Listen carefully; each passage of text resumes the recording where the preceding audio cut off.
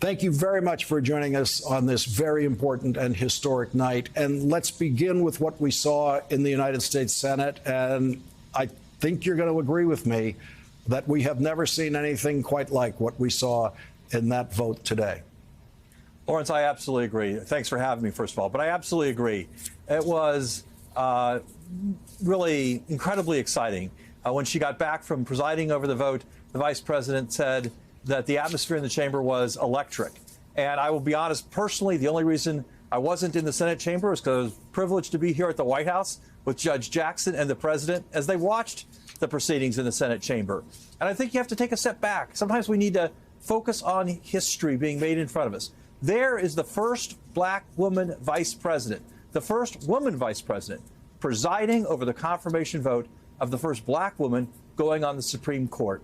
History isn't accidental. It happened because Joe Biden promised if he became president, he would pick the first woman president, and he promised if he became president, he would put the first black woman on the Supreme Court.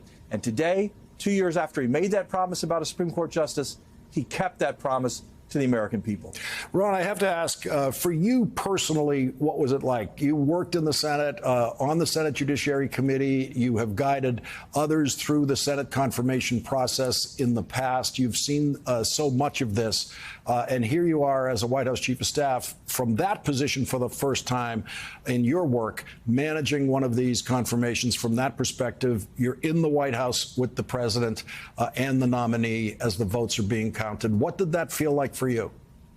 I mean, it was a magical moment. And to see Judge Jackson, the president there, hugging and her excitement over this opportunity, you see in Judge Jackson's face and all my interactions with her in this process, the combination of joy and responsibility, joy to have this opportunity, to have this great honor, to have this opportunity to serve, and the responsibility she feels. She's talked about standing on the shoulders of giants, standing on the shoulders of someone like Constance Baker Motley, who shares her birthday, standing on the shoulders of everyone who's come before her to achieve this milestone. She knows she did not get here alone.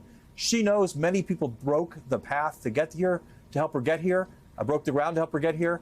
And I think just to be there and see her do that, it was just incredible. I also have to say, again, history doesn't happen by accident. It's made. You want to talk about the speed of history. No president in the history of this country, even with an 8-year term, has ever put more than 2 black women on the U.S. Court of Appeals. Joe Biden, in his first 14 months, has put 9 black women on the U.S. Court of Appeals.